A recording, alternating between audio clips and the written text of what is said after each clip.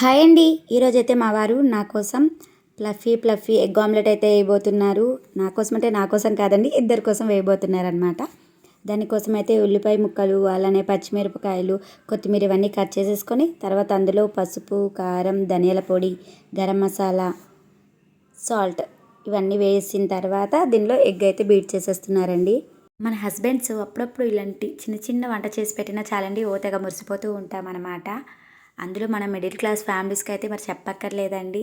మనకంటూ పెద్ద పెద్ద కోరికలు, ఎక్స్పెక్టేషన్స్, సెలబ్రేషన్స్ అంటూ ఏం అవసరం లేదు. భర్త వీలున్నప్పుడు మన పనుల్లో హెల్ప్ చేసి మనకు అప్పుడప్పుడు ఇలాంటి చిన్న చిన్న కోరికలు ఉంటాయి కదా, అవి తీర్చేస్తే చాలు, ఓ తెగ హ్యాపీగా ఫీల్ అయిపోతూ ఉంటాము.